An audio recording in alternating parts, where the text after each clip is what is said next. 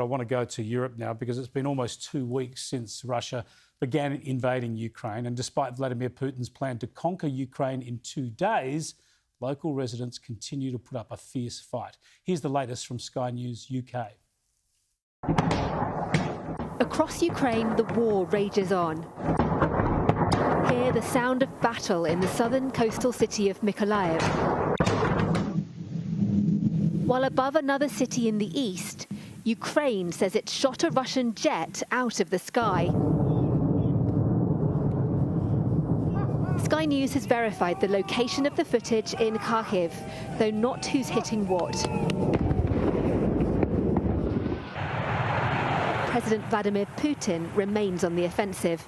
These images from his defense ministry show the moment an airstrike is launched. The US says some 600 Russian missiles have been fired against Ukraine in the past 12 days. Seeking safety from the fighting, people flee the port city of Odessa. In other areas, though, it's no longer safe to escape, and attempts to open humanitarian corridors keep failing.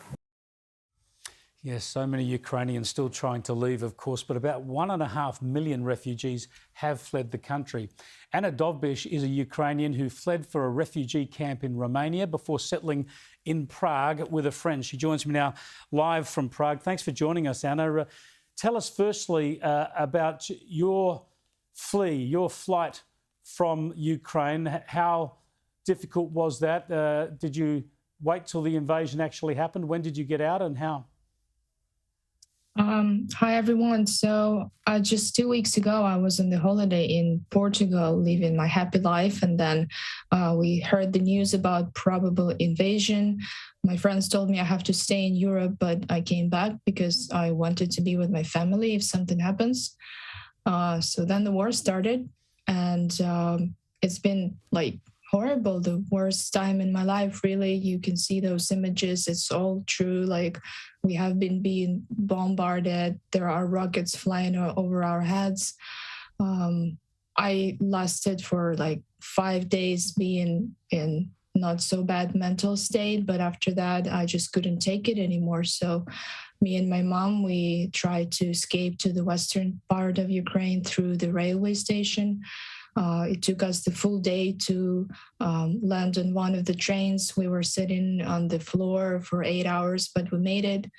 And then my mom is now in the western side of Ukraine. I have crossed the border. I was met by volunteers in Romania, and now I'm in Prague. But, part of my family is still there. My dad, my grandma, my brother, his 1-month-old baby. So my heart is split in two, really. I don't feel safe here, even though I'm safe physically.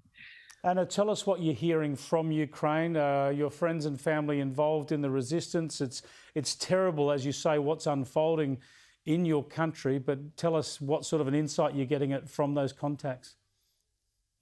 Everyone is very patriotic. We have a huge faith in our army. Pretty much every Ukrainian I know is doing the best they can to support the army, to support our country. Someone is making Molotov cocktails. Some people are fighting an informational field like me. People are doing what they can do the best. Someone is helping to deliver medicine. Other people are saving the dogs and cats that are being left in apartments or being bombarded. I never felt so proud of being Ukrainian and so proud of my people, my army, my president. So the spirit is high.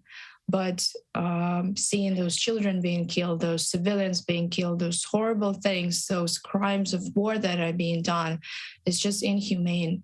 It's just, we cannot comprehend it. We still cannot believe that something like this could have happened in 21st century.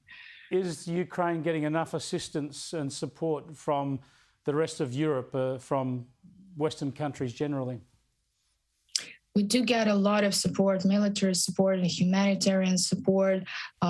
We don't get our sky closed. We need a no-fly zone above Ukraine. It's critical because mainly we're being bombarded from the air, and it takes a lot of effort to stop those bombs. Parts of them are falling on the buildings and still destroy the buildings. So this is the main demand that we have. We need a no-fly zone, and we know that NATO can do that. but they keep resisting. Anna, thanks so much for speaking to us. I hope you can be reunited with your family soon. Thank you. Anna Dovbysh there. She's a former resident of Kiev. She's now in Prague, a refugee. You heard all of that.